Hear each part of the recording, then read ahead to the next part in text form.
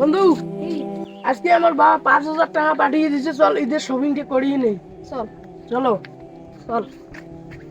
বন্ধু, তুই তো ঈদের 3 দিন আগে শপিং করবি।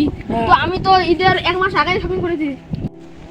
কি আর হবে, বিদেশের কথা, বাবা দেরি করে টাকাটা পাঠিয়ে দিল, তার জন্য এমন হলো।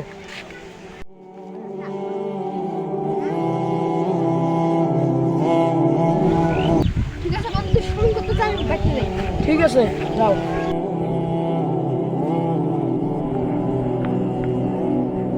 তাহলে রাখি, হ্যাঁ? কিরা বাজু, এখানে কি করিস? মন মরা হয়ে বসে আছিস?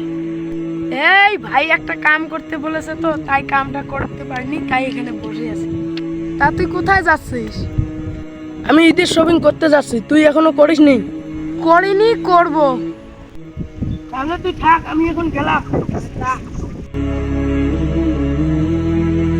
এর সাথে তো রাগারাগি হয়েছে, এখন কি করব? ঈদের আর মাত্র বাকি আছে 3 দিন। শপিংটা দেখি, ভাইয়ের কাছে যাই, ক্ষমা টমা চেয়ে যদি দেয় যাই।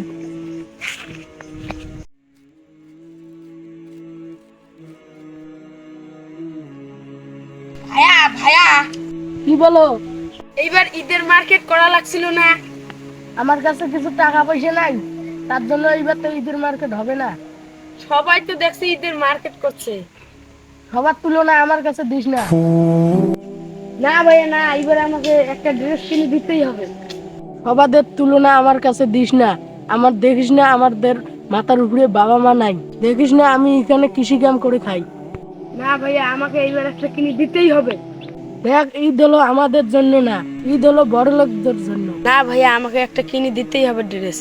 দেখ, আমি এখানে কাম করছি, আমার মাথা গরম হয়ে যাচ্ছে, তুই আমাকে বেশি জ্বলাস না, তুই বাড়ি দিদা।